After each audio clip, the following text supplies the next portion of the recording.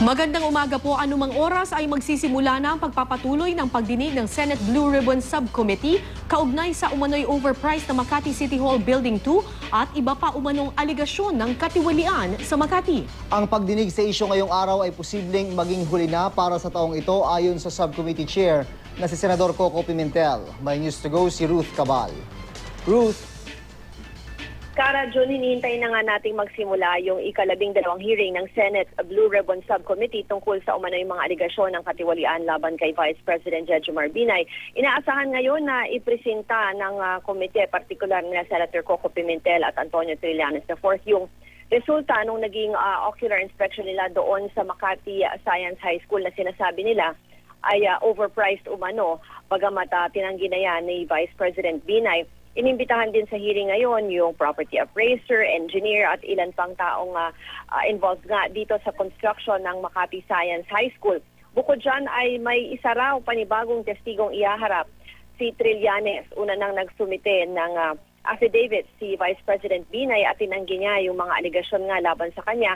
Sabi niya ay wala raw matibay na ebidensya ang subcommittee, hindi rin daw trabaho ng Senadong imbestigahan ang mga opisyal ng gobyerno, kundi trabaho ito ng ombudsman, hindi rin daw in aid of legislation ang ginagawang hearing ngayon at nilalabag daw yung kanyang karapatan sa ilalim ng konstitusyon.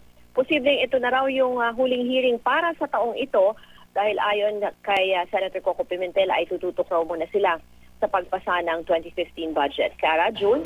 So, Ruth, linawin lang natin, ang tatalakayin ngayon sa Senado, hindi lamang itong umano'y Makati City overpriced na building na yung tinatawag na Makati City Hall 2 o yung parking building, kundi pati na rin yung Makati Science High School.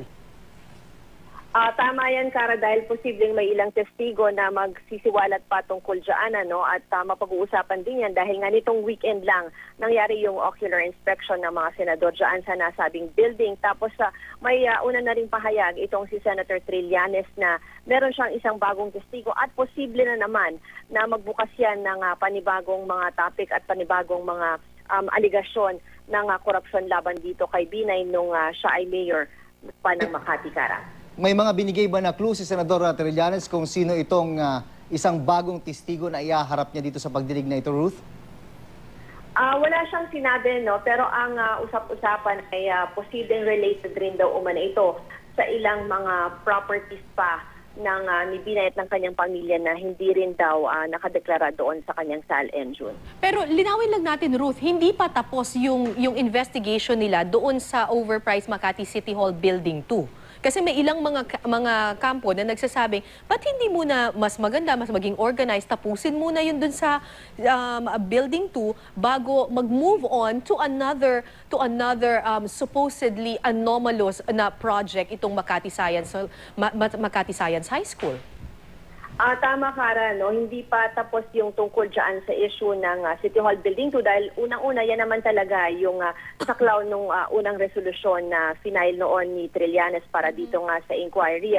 Kahit mismong si Vice President Binay, yan yung sinasabi niya na tila nagsanga-sanga na daw. Pero ang sinasabi nga nitong subcommittee ay hindi maiwasan na matalakay yung iba pang mga aligasyon dahil nga lumalabas yan doon sa hearing at may mga ilan ding mga testigo na lumalabas at handa raw magsiwala tungkol dito.